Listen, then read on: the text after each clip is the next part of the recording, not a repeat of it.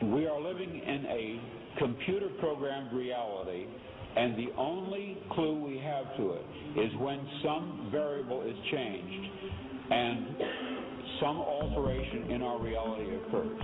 We would have the overwhelming impression that we were reliving the present, déjà vu, perhaps in precisely the same way, hearing the same words, saying the same words. I submit that these impressions are valid and significant, and I will even say this: such an impression is a clue that at some past time point a variable was changed, reprogrammed as it were, and that because of this an alternative world branched off.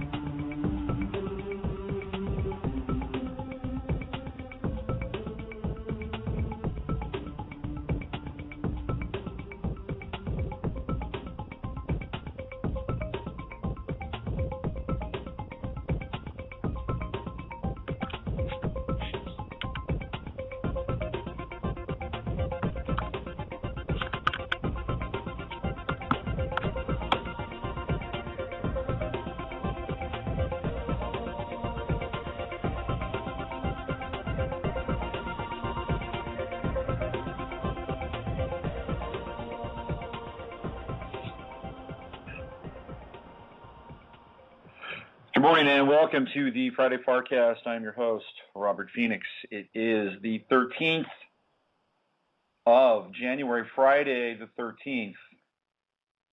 Have any of you caught that? Friday the 13th. I've talked about Friday the 13th before on the show and on the website.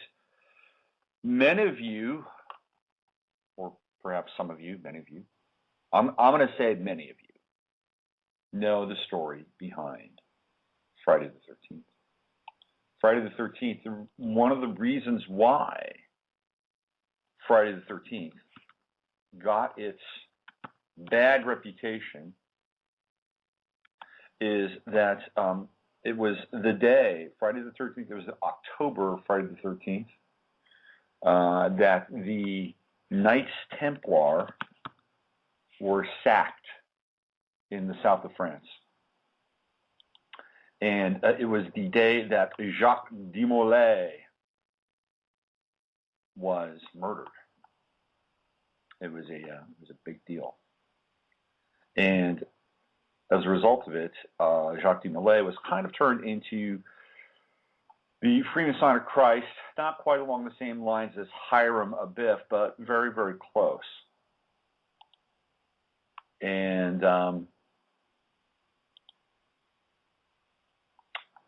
yeah, so here we are. It's Friday the 13th. I believe the year, if I'm not mistaken, was 1307. October the 13th, 1307. And it's when King Philip of France, King Philip IV, along with his wicked Pope, decided to go in and sack the Knights Templar, take their money, and disabuse them of any kind of power that they were accruing at that time. You know, the Knights Templar were rapidly ascending and taking on the local monarchies of the various regions of not just France, but Western Europe in general. They were also getting ready to take on the Catholic Church. The Knights Templar were one of the first groups to offer interest-based lending in the West. They were bankers. They were intelligence operators. The Knights Templar were a pretty interesting group of people, and they were getting a little too powerful. So on Friday the 13th, Philip IV sent the troops down into the south of France, massacred them. And of course, Jacques de Molay, being one of the main Knights Templar, was killed. And then the remaining Knights Templars, some of them went to Scotland, obviously, Rosslyn Chapel, where we have the birth of the Scottish Blue Rite Freemasons. So disabuse yourself of any bad luck concerning Friday the 13th. It's not unlucky. So that said, let's get into today's show. On the website, I'm about ready to launch a new post, and the post is on Mitt Romney. I've been tracking Mitt Romney over the past few days. If you haven't seen it, there is an amazing video, and it's called "When Mitt Comes to Town." You've got to find it. You just have to stare this down. You've got to seek out this video. Let me see if I can find it again. It is where is it? It is put out by a quote unquote independent group, although I seriously doubt that it's a true independent group. It's probably somebody 2 or 3 steps removed from Ron Paul, or perhaps one of Mitt's other contenders, maybe Barack Obama. But I'm going to bet that this is a Ron Paul related video. So it's called "When Mitt Romney Came to Town." Go find this video. It is on web. I'm going to put this in the chat room right now, and it's on a website called King of Bain. And Bain being the capital fund, the investment capital fund that Mitt Romney started up with the help of some very powerful people in South America. And the context of the video basically is that, Romney was part of so we saw during the 1980s and the 90s, but particularly the 80s, the rise of corporate raiders and corporate raidership. People like, T. Boone Pickens comes to mind. T. Boone Pickens, remember that name. That's a very important name to remember. I'm going to talk about him a little bit later in the show. But T. Boone Pickens and Mitt Romney, Bain Capital, there were a few others during that time. I think Sumner Redstone might have also been involved in the corporate raiding. I'm almost positive that he was. So essentially what would happen is that you would get these groups that had large sums of money, and they were sort of the precursor of hedge funds. Hedge funds were the next generation after the corporate raiders. And what they would do is they would take these large sums of money that people were investing in them, and they would use the money to go in and buy companies, and companies that they thought were quote unquote distressed, and that they could go in, get at a cheap price, turn around, and then retool them, and then begin to derive profit from them. I mean, so theoretically, on paper, that sounds good, right? Like these guys they're the Knights Templar. They're the modern Knights Templar in some ways, right? And they get to go in and take a distressed company, infuse some cash, new leadership, get it up and running, and have them start pumping out profit again, right? Wrong. That's not how it works. The Bain model, and this is what Mitt Romney calls it, practiced something and still does to this day, even though it's a little bit harder, something called creative destruction. These are words right out of Mitt Romney's mouth. Creative destruction. So essentially what that means is that they go into a company, they buy a company, they negotiate the price down as far as they can, number one. They're not going to give anybody top dollar for their company. They want to be able to maximize whatever they can find in that company. So having a low buying price is critical for them. So they negotiate down to the last cent that they can. They come in, they buy a company, or they bought a company. And then what they would do is they would look around and they would see what are the low-hanging fruits and the most available assets that we can strip out immediately. So perhaps it's a subdivision of a company that they immediately sell off to somebody else and pocket the money. That would be one. one version of it. Perhaps there are pieces of equipment that they can sell off rather quickly and begin to make money. Or perhaps it's laying off people, firing people, people losing their jobs. And that's really, in a lot of ways, what Bain had many different ways of deriving profit from these quote-unquote distressed companies. And the link to the video that I put into the chat room talks about one company in particular called Unimac, and they were the largest manufacturer of industrial washing machines in the country. Bain came in through Raytheon. And that's got to raise a flag for you already. Bain and Raytheon. We're talking massive corporations here. And they came in through Raytheon and they bought Unimac. And immediately what they did is they started to press the Unimac people harder and harder and harder to get more and more production out of them.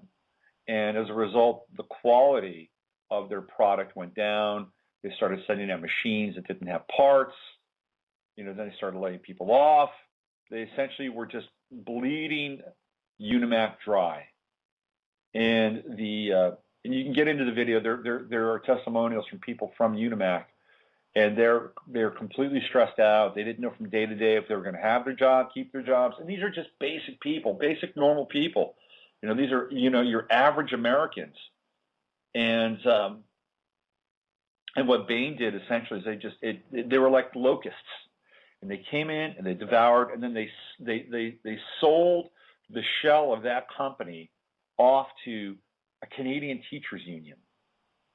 Now, what the hell does a Canadian teachers union know about industrial washing machines? It was a death sentence. And then Unimac was out of business.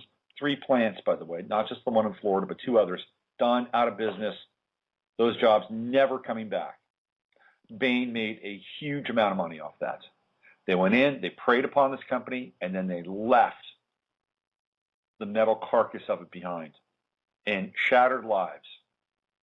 So that's one example in the video. Another example is KB Toys, which was a competitor to Toys R Us and some of the other retail toy outlets.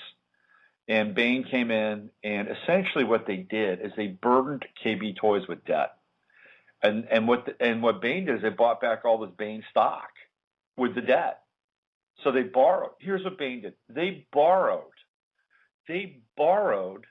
money against KB. They borrowed it. And then they repurchased shares of their own stock from other people so that they could, profit more, have more of a sense of ownership with Bain. And then what happened to KB Toys? They were out of business. They essentially used KB as a shell. Bain did not want to take on the burden of the debt. They used KB as a shell. They borrowed against it.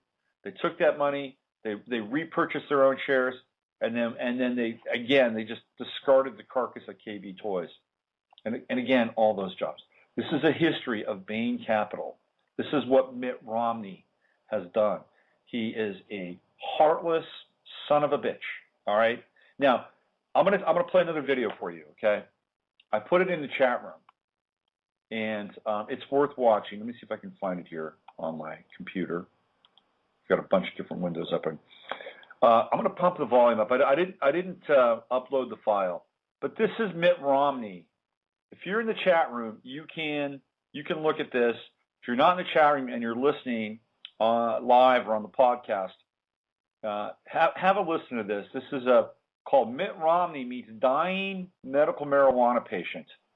I'm going to play this for you. And if you saw the pictures would bring this home. But even if you can't see the pictures, listen to what he has to say.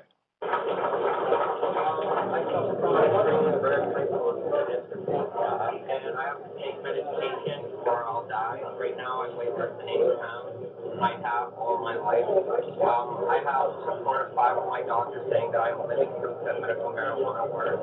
I am completely against legalizing it for everyone, but there is medical purposes for it. And you have synthetic marijuana that's available and other things. It makes me sick. I've tried it and it makes me throw up. I have tried all the medications there are and all the forms that come in appetite stimulators and steroids. I have muscular dystrophy that's completely against my DNA. I'm sorry. My question for you is, will you arrest me and my doctors if I get medical marijuana? I'm not in favor of medical marijuana.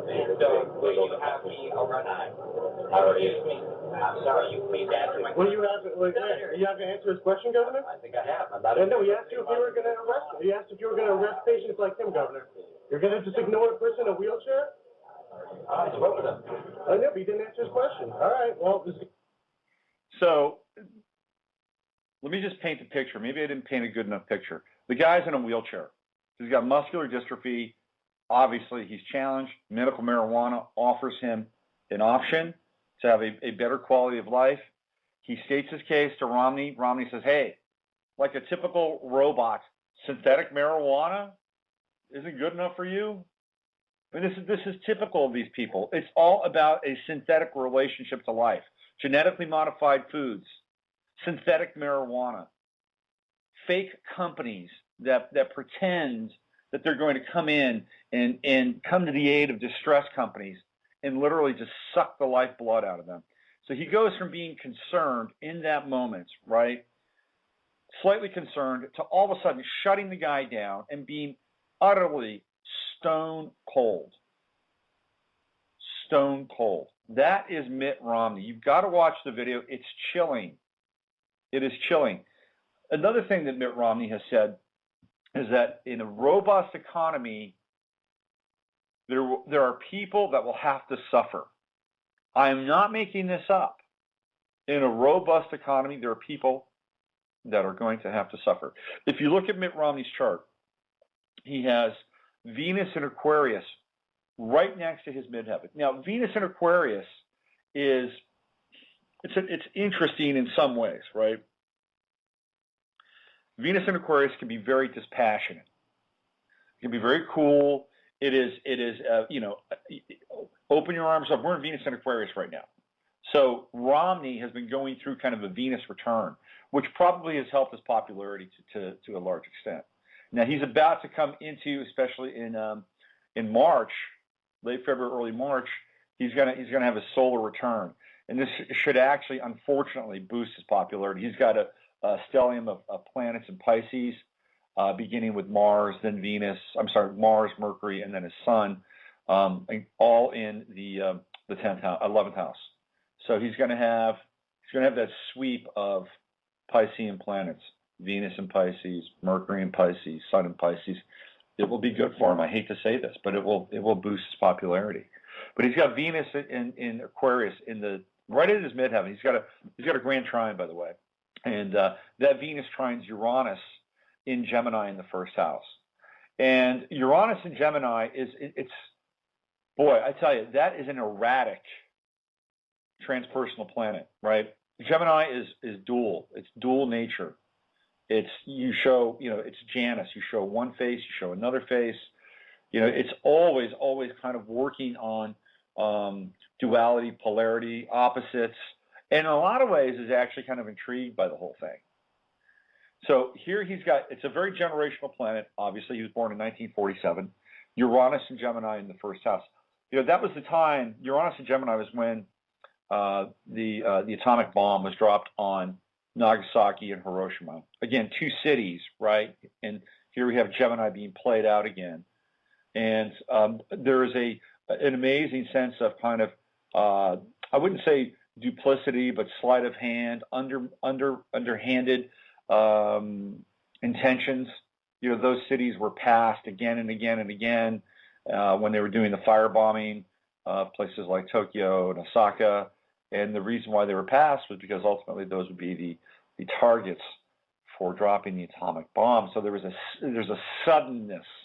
There is an explosion of activity in motion with Uranus and Gemini. It's exactly what happened during the atomic bomb being dropped on both cities. So Romney has Uranus and Gemini in the first house. So it's unstable. For me, it's an unstable place for Gemini, and it's feeding into that Venus up in Aquarius, right at his midheaven. So Venus in Aquarius is already cold, right? It's very cool. And now he's got Uranus, unstable, kind of enmeshed in this duality, adding into his personality and into the midheaven, which is how he's going to deal with the world. Neptune trines, it's interesting. I saw in that interaction, he's got an air trine. He's got a grand air trine. So this is not a man to be underestimated, by the way. You may think that he's another stuffed shirt, he's another starched and pressed, cut out cartoon character, but he's got a serious chart.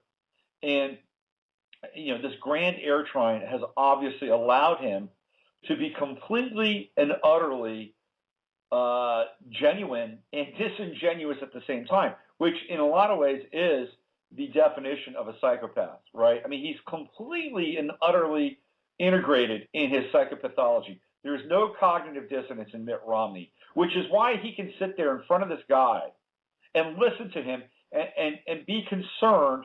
That's Venus trining his Neptune. He can sit there because Venus trine Neptune can be kind of a wonderful aspect. He can sit there and listen and goes, I'm sorry. And you look at that and you get that in a weird way, he's kind of concerned. I mean, you watch the video and he's taking time out. He's having a personal moment with the guy. And then all of a sudden, click, Uranus in Gemini kicks in. And it's like, no, I'm not in favor of medical marijuana. See ya, got to go, bye. I mean, he flips the switch in a chilling amount of nanoseconds. And then he walks away and he just puts that grin on and smiles and starts shaking hands and talking to the next guy and the next guy. I mean, he's unctuous. And if I tell you, I don't know how he could actually be a better person, because I don't think that that's really important to him. I think him being a better person is just him being who he is in his own mind, right? Because he thinks that the more money he makes, the more money that his family has, the more money that he can, start new projects, maybe employ more people, theoretically. I create jobs. He didn't create jobs. He killed jobs. And the guys, again, here's this air trine sort of, taking place in his chart, which is, it's kind of disingenuous. Now, here's the problem with him astrologically. I mean, he is lined up to get a real boost in March with the sun. It's going to come in, it's going to hit his 11th house, his popularity is going to rise. And then as the summer goes on, as the summer progresses, he's a Gemini rising. Jupiter is going to come into his first house. And Jupiter really early on is going to trine his Venus. And it's going to get enmeshed in this grand air trine. And then Jupiter is going to hit his true node in his first house. He's got true node in Gemini. He's a Gemini rising. With all due respect to Gemini people out there, Gemini ascendant people, you can't always trust a Gemini rising, and it's not their fault. They're working on duality. They're working out the polarity of their consciousness, and they're doing it in a way where they're sort of taking notes. They're not very attached to how it affects people. They're checking it out. Oh, interesting. Oh, interesting. Oh, interesting. So Jupiter's going to come in. It's going to hit his true node. That is a powerful, powerful transit. I mean, this guy is, you're going to see. I hate to say this as much as I don't like him, but I try to do this as independently and detached as possible, because I do have Venus and Libra in the 11th house, which is kind of like Venus in Aquarius. You're going to see his numbers rise. Now, here's what's going to happen. There is an 11th hour moment coming to Mitt Romney. And again, this is all based on his chart, what I've seen. There's an 11th hour moment coming to Mitt Romney. But it's very late. It is going to be very late in this election process. Okay? I mean, it will be in like September, October. And the breaks are going to come and grind on him very quickly during that time. And the reason is because Saturn is moving into Scorpio. And Mitt Romney, his 6th house is ruled by Scorpio. So what is the 6th house? The 6th house is really the little guy. It's Virgo, right? It's all those people that Mitt Romney fucked over. That's the 6th house. And he's got Scorpio there, so there's a ruthlessness to his 6th house, an utter ruthlessness. And in his 6th house, I believe he has Jupiter. Let me just punch up his chart here because I did it last night. Hold on. I know he has Jupiter in his 6th house, and there's another planet conjuncting. Here it is right here. Moon. He's got Moon and Jupiter in Scorpio conjunct in the 6th house. Mitt Romney has Moon in Scorpio. All right, dig that. 27 degrees. People that have Moon in Scorpio, again, it's like, I don't want to cap on. I know people that have Moon in Scorpio. I've had, wonderful lovers who have had Moon in Scorpio, right? Jealous people, but, Moon in Scorpio, very intense. And once they want something, they will do everything in their power to go after it. Doesn't matter. So he's got Moon, he's got Jupiter. There is kind of an obsession with power, with money, with doing the deal, and he can't blot it out. It's an exact conjunction between Moon and Jupiter. Jupiter is in its fall in Scorpio. The Moon is in its fall in Scorpio. Those planets are exalted in Taurus. So he's dealing with kind of a double negative, and you can't separate it out. He's addicted. He's an addict. And you flip it around, and both those planets are opposing his ascendant, which is in Gemini, right? So he's got some challenges. Chiron is in Scorpio in his 6th house, the house of the little people, right? The small guy, the people that worked at Unimac, or the people that worked at KB Toys. So Chiron is in Scorpio in his 6th house. Saturn is going to conjunct his Chiron. And let me tell you, that is not going to be a comfortable moment for him. Why? Because he has Saturn in Leo in his birth chart. He's going to go into a Saturn square conjuncting Chiron in Scorpio in his 6th house. I'm not a huge karma guy, but it is going to be, for lack of a better term, a significant, and I mean significant, karmic moment for Mitt Romney. He's not going to know what hit him. It will be a tsunami of such epic proportion. Now, what's going to happen is, it's going to happen during the election, okay? So if Mitt Romney somehow gets the nomination for the Republicans, and unfortunately I think he might, unless somehow time is speeding up and Saturn can get to Chiron faster than it is, he's probably going to get the nomination. I hate to say this. I'm not a fan of it, okay? But as he gets closer and closer to that election, something dramatic is going to take place. And it's going to be very, very, he won't know what hit him. He will not know what hit him.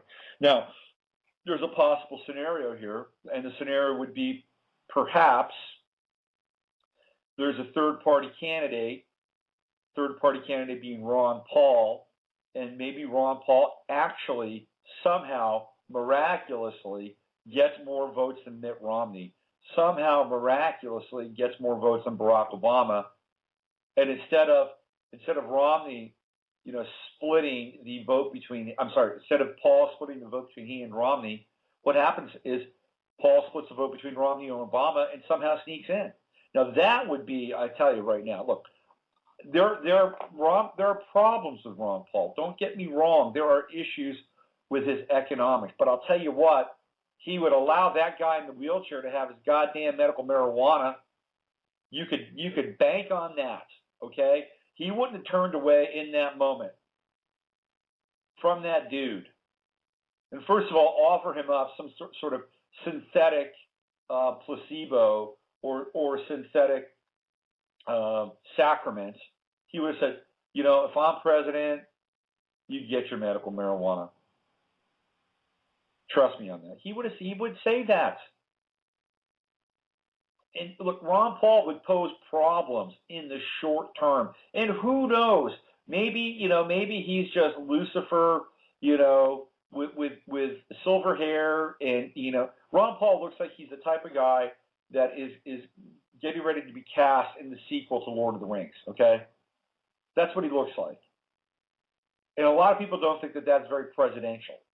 Meanwhile, you've got Mitt Romney, who looks so utterly presidential, he's a black hole. He's a void. He's an emotional and spiritual void beneath that buttoned-up, stiff-collared shirt. And I guarantee you, Ron Paul, for all his warts, is not that. He is not that. So, look, whether or not you believe the election process is real, I don't think it is. I still think you can do things to it that can throw it into more of a state of chaos, which might be interesting. But what's not interesting? What's not interesting to me is Barack Obama versus Mitt Romney. Not interesting. Barack Obama versus John Huntsman. John Huntsman and Barack Obama are the same guy, by the way. They are the same guy. They vote for the same things. Obama hired him. Huntsman basically crossed party lines and went to China to become an ambassador to China. They believe in there's this one scene, it's on YouTube, you can find it. They ask Huntsman about, what do you feel about the mandate, the healthcare mandate? I tell you, this guy turns into the camera and kind of arches his eyebrow and says, I don't care whether you call it a mandate or a requirement. I am in favor of it. Now, first of all, that goes against the grain of the quote-unquote GOP ideology. But even if it didn't go against the grain, his response to that question was chilling. I mean, it was clinical. He's another guy, by the way, who's going to get a huge boost from astrology. He's got Uranus coming. He's an Aries. Huntsman's an Aries. And he's going to have Uranus touching his sun up in the 10th house, by the way. So he's another guy. Huntsman is not going to go away. They're going to keep him in the race to try to siphon off votes from Paul. But again, Huntsman versus Obama, not interested. I'm not interested in that. Romney versus Obama, not interested. Ron Paul versus Obama, very interested. Ron Paul, Mitt Romney, Obama, I'm interested. I want to see something. I want to see the status quo. I want to see the machine start to spit and gurgle and belch and choke. That's what I want to see. I want to see people in power become uncomfortable. Whether or not Ron Paul wins, or even whether or not Ron Paul is going to usher in the New World Order and be yet another Luciferian lackey, I don't care at this point. What I want to see people say things that are going to compromise themselves. Like when Mitt Romney said, I like to fire people. Do you think that Mitt Romney was saying that I like to be able to have say over what I have in my life and who I can hire and who best represents my needs? He wasn't saying that. I mean, he might have been saying that in context. That was Mitt Romney's authentic self saying he likes to fire people. So where there's smoke, there's fire, people. I mean, that's he was literally showing the world who he is, and his psychopathic nature can't discern anything else but that. He is so ingrained in who he is that there is no difference. And so he's going to reveal himself. These people are going to reveal themselves if the pressure is kept on them. And that, my friends, is good for anybody that cares about liberty, freedom, sovereignty, rights, to see these people for who they really are. Middle America needs to see these people for who they are. The liberal left needs to see these people for who they are. They need to take their hands and rub their eyes and say, what kind of dream or what kind of nightmare have I been living in? Who are these people? I'm finally seeing it now. I'm getting it now. Now, how we change it from that point forward, I don't know. But the more that people wake up, the more that they make different choices, the more that we're able to steamroll these differences, the left and the right and the black and the white, the more that we break down those barriers and walls, the less separation we have. And the less separation we have, the better chances we have of supporting one another, loving one another, being a part of one another's lives in ways that are very empowering. Sitting down and saying, I don't necessarily agree with you on this, but we got to get through this together somehow. And these guys, these women, these people, they're not helping us at all. So we got to figure something out. And we got to figure it out fast. All right, there's somebody that's actually calling into the show. That's interesting. Let's find out who they are, what they want to talk about. Maybe I inspired them. Maybe they want to support what I'm saying, or maybe they have a different point of view. Let's see. Hey, thank you for calling in. Did you want to chime in the conversation today? Hello? Hello?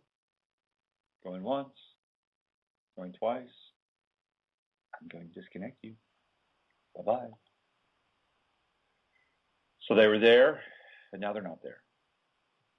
At least if you're going to call in, please tell me that you're simply listening to the show. Just tell me that. Say, hi, I'm just listening. This is how I listen. This is how I experience the show. If not, I'll cut you off. And if I see your number again up there, I'm not going to bring you on.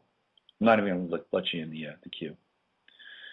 So anyway, this is what I've been cogitating over the past few days, and I'm going to be putting up a post on the site about Mitt Romney, about his chart, and how in the 11th hour Mitt Romney has some reckoning to do. Again, simply from an astrological, can all the money in the world, Mitt Romney, do you know how much Mitt Romney is worth, by the way? Mitt Romney is worth close to $500 million. Think about that. Think about that for a second. Now, one might say $500 million. Well, he can't be bought. He's got so much money. He's like a Brinks truck. He's like an armored car, driving around in his life. Nobody can touch him. Can't bribe him. He's got too much money to be bribed, right? Well, you could bribe him because I'm sure there's lots of skeletons in that closet. Trust me. But he's got close to $500 million. How in touch do you think he is with the people of America? He's not in touch at all. He's not in touch. He's never been in touch. Venus and Aquarius up on the midheaven does not allow him to be in touch. It is Venus that is in the freaking stratosphere looking down on everybody. Hey, what's going on down there? No, you guys have it kind of fucked up, don't you? Sorry about that. Hey, by the way, I'm buying your company next week, and I'm coming in. I'm taking some money, and it's just the way it goes. It's for the good of all. I hate to say this, but in 3 months you're going to be out of a job. Oh, by the way, how'd you like to vote for me? That's Venus. But I'm going back up here now. Going back up to my home in the clouds. Mitt Romney's funny. He said, my father was in the car business. His father owned American Motors. His father owned American Motors. By the way, do you know what cars American Motors produced? The Gremlin. Remember the Gremlin? The Gremlin was American Motors. How about the Matador? Remember the Matador? American Motors.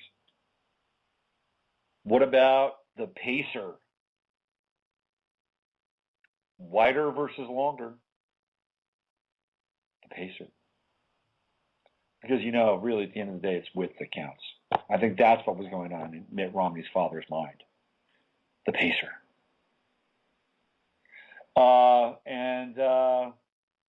Yeah, great cars, huh? Wonderful cars. Although I have to say this, American Motors did produce one of my favorite cars of all time. It's called the AMX.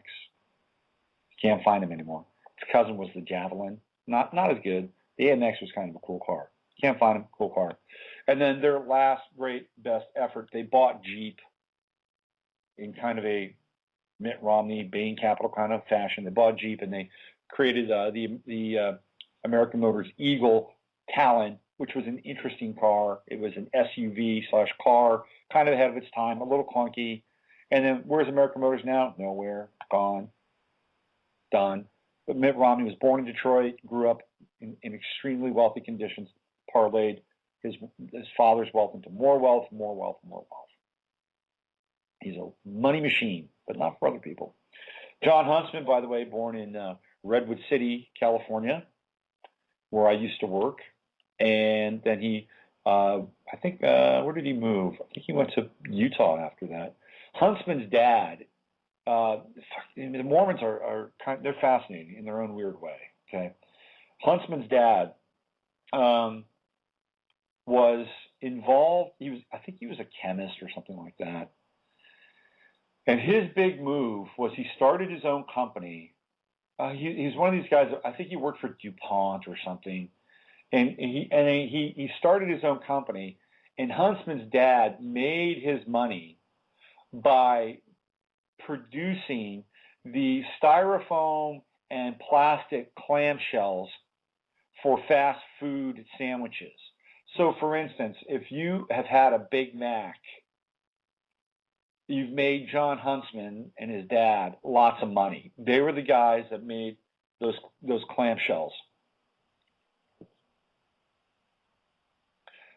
I tell you, man, I don't know what it is about me, but I've never had the inclination to make a lot of money by creating clamshells for fast food. It's just never. Is there something wrong with me? I don't know. I have had the inclination to invent things and make money. I'll tell you one of my inventions. To this day, I still think it would be a killer app. One of my inventions was something called the toy light. And what it was, you can do this now more than ever and better than ever. Before, you could make it motion sensitive, right? And what it is, it's a tiny little, it could be an LED now, motion sensitive LED that fits on the inside rim of your toilet. So that at night, let's say you have to get up and go to the bathroom in the middle of the night, and you don't want to turn that light on because, man, that's disruptive, that light, right? So what do? You kind of stumble. You go to the bathroom. Hopefully you don't step on a Lego on the way to the bathroom, which would be really crappy. And then you get to the bathroom. Now, women, you don't have a problem. All you have to do is just sit down and start doing your thing. Men can sit down and start doing their thing too, but we're so entrained to lift that lid and go pee, right, that's what we do. So what would happen if all of a sudden you lift the lid and there's a little light that comes on in your toilet? Oh, great. I know where to do this. It's right there. It's right in front of me. The little light. The light at the end of the universe, or the beginning of the vortex. The toy light. See, that was one of my great inventions. I don't know why I haven't done that. The toy light. Anyway, other than the toy light, I've not been moved to create anything that would change the American landscape. Completely convenient. There was one other thing that I came up with. Oh yeah. So the other thing I came up with was, it probably wouldn't work because it would, unless you used vegetable dyes, right? Was to have kind of like designer condoms, but fun designer condoms, right? Like condoms that there'd be illustrations on them, like baseball bats, or what else? Rulers, things like that. I thought that would be kind of fun, or a bullseye at the end of the condom. I think people would like that, don't you? I mean, even as a party joke, they'd like stuff like that. I came up with that. That was years ago. So the toy light and designer condoms. Those would have been my great contributions to humanity. Screw-free energy. Those two things, big time. I used to think, I've got Uranus in Leo, trining Jupiter. I used to try to think of inventions all the time. One time, let me tell you this, okay? I'm going to tell you this. Maybe I haven't shared this before, but this was in 2002. I was trying to get into the reality show market, and I was coming up with ideas for reality shows. And one of my reality shows was based on the presidential election in 2002, and I came up with this idea called the People's Candidate, and basically what it was a reality show where people would have you'd have people from basic walks of life that would be on a show on a weekly basis, present their platforms, their slates, debate each other, and then every 2 weeks or so somebody would get voted off. And at the end of the show, you would have the People's Candidate. And then what that person would do is they'd have a small war chest of money, maybe $1 million. They would have a campaign manager, maybe somebody like a Dick Morris or somebody sophisticated to help run their campaign. And they would have a small staff, and they'd be put on the ballot. Now you'd have the People's Candidate. I mean, it's not so dissimilar from the process that we're experiencing right now, is it? And then I had these ideas for the deep throat moment, and all of a sudden, sometime in the middle of the show, you'd hear the phone ring, ring, ring, ring, and then the host would say, "Oh, you know what that is? It's the deep throat moment." Deep throat meaning, of course, Watergate. And then you have this graphic of this shadowy figure in a phone booth. And then the host walks over to the phone booth that's there on the stage, right? Picks up the phone and says, "Hello, I've got some dirt on one of the candidates." And then pause, and then the audience goes, "Ooh. Okay, fine. Who is it this week? Who do you have dirt on this week?" "This week, I've got dirt on Marcy Taylor from St. Louis, Missouri." And all of a sudden, the camera cuts to Marcy Taylor, and you just see her kind of like, "Oh no, it's me. What's going to happen? What kind of shit from my past is going to come up?" And then the host says, "Okay, what is it?" And then the dirt comes out. Then the audience goes, "Oh," or "Boo," like that's lousy dirt or that's good dirt, right? And then Marcy has to respond to it. She's got 30 seconds to respond to it. "Marcy, we're going to give you 30 seconds now to respond to this deep throat moment." Dun, dun, dun, dun, dun, dun, dun, dun. You can see Marcy sit there. Dun, dun, dun, dun. And then let's say, for instance, let's do a little, So You Want to Be a Millionaire. And Marcy every candidate has this one opportunity, right? One opportunity to hit a button like the Spin Meister. But they can only do it one time, right? So if you can answer that question and say, "Well, I have, there's a reason why I did that at that time. There's a reason why I was taking government aid and working at the same time. My husband had left me. My kids were sick. I had one boy who, was showing signs of, leukemia, and I needed everything at my disposal in order to raise my family. And this is what I would do differently as president of the United States," right? So maybe there's that moment where they could turn it into, a position of strength, or maybe they couldn't. And so they hit the Spin Meister button, and the Spin Meister comes on and basically says, "Well, and so they get kind of a pass. So they don't have to answer directly, but they get a pass. See, this is my idea. I had this all, thought out. I actually hired a lawyer who was an entertainment lawyer who knew people. And I paid her money. I paid her $1,500. That's not insignificant cash. $1,500 to take my idea and to work with it. You know what? I didn't hear from her again. Did not hear. She just went away. "Oh, I had this problem. I had this problem." And then I checked her law firm. She worked for a law firm. "Oh, she's not working here anymore." I mean, what the fuck? So a few weeks later, what do? It was about a month or so later. All of a sudden, I see Montel Williams is basically doing my show on Showtime. Instead of the People's Candidate, it was called America's Candidate. So I've had ideas. I still have ideas. I'm not barren and bereft of ideas. I probably have more ideas than Mitt Romney. Let's put it that way. Okay, here's what I'm going to do. I'm going to play a little bit of music, and I don't have a guest today, by the way. I think I'm my own guest today. Sometimes it works. Maybe today it's working. I'm going to have a guest next week. I promise. It won't just be me ranting and raving. Okay. I'm going to play some music. I'm going to jump into the chat room and hang out, and then I'm going to open the lines. And let's get into, maybe we can get into politics a little bit. And give me some of your thoughts on some of these supposed candidates. You've got the Mormon sandwich with Ron Paul, and then you've got the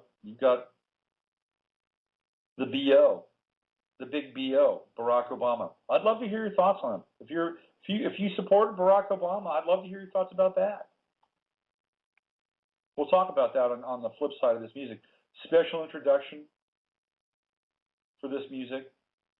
It is a song by one of our listeners, our chat room habitues, and a follower of the website.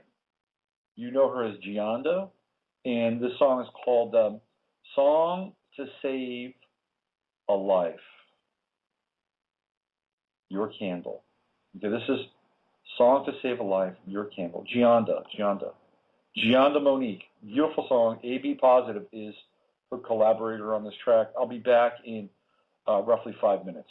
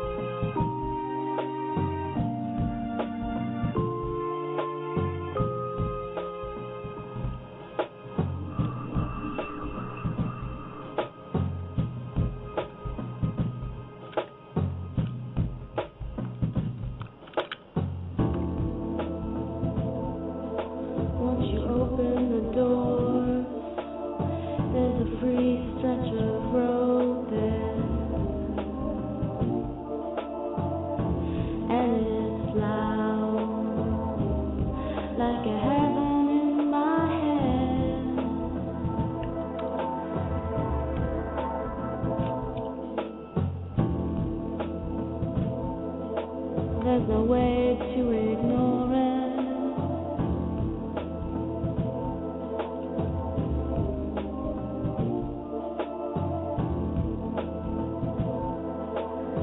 And it leads to a temple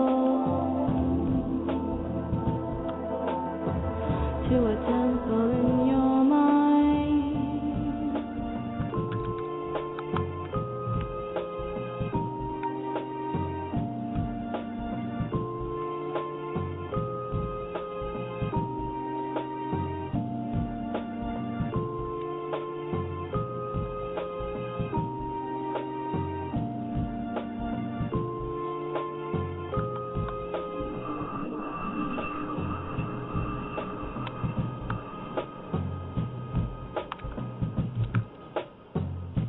star bright.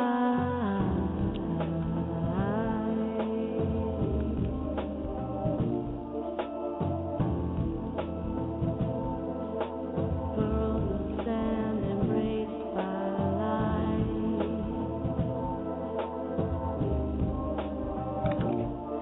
My avatars are watching, wishing and waiting.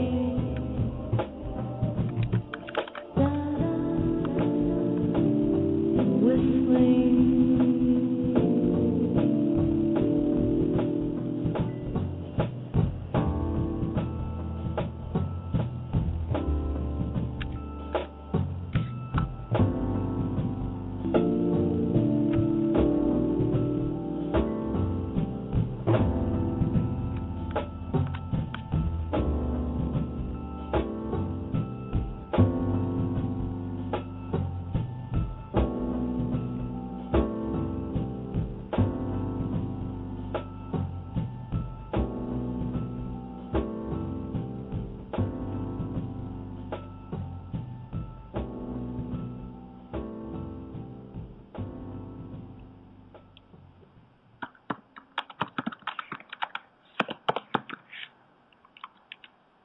That was Gianda.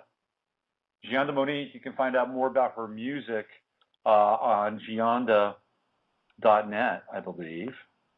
Yes, Gianda.net. So, you know what? I was just told that in the chat room that I only have an hour today.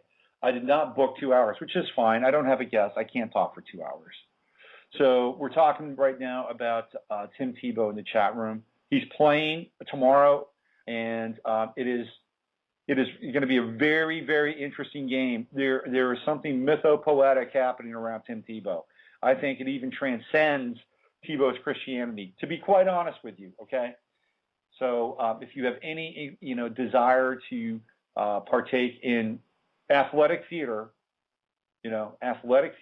go watch this game against the Patriots. I laid it out on my website, today. It comes down like this. Tebow, Jesus archetype, Josh McDaniels, who brought Tebow to the Denver Broncos, left the Broncos. McDaniels is a tourist. He's just been hired by the Patriots, the team he's playing against this weekend. And Josh McDaniels plays the Judas character, right? The betrayer. He's going to betray Tim Tebow's secrets to the Patriots. Bill Belichick, the Aries. He's an Aries. What is an Aries? Aries is Mars, god of war, right? And who are they? The Centurions. Bill Belichick is Pontius Pilate. And Bob Kraft. Yes, Bob Kraft, the owner of the Patriots, Gemini. And just like the biblical tale, Nicodemus, the Jewish Pharisee, it's Bob Kraft. So it all gets played out tomorrow at Foxborough Stadium. Anyway, that's it. We've reached the end of the show. Thank you for allowing me to rant about Mitt Romney. You know what else you can't trust about Mitt Romney? His ears. You can't trust the man's ears. Those are the most inhuman, alien ears I've ever seen in my life. All right. Thanks again. Have a great weekend. Stay here. Here's what you need to do. Here's what we need to do. Stay alive. Stay in love. Stay enlightened in the midst of all this bullshit. Because if you don't, in the famous words of George Bush, they win. I'm Robert Phoenix. You've been listening to the Friday FARcast. I'll see you on Monday. Take care.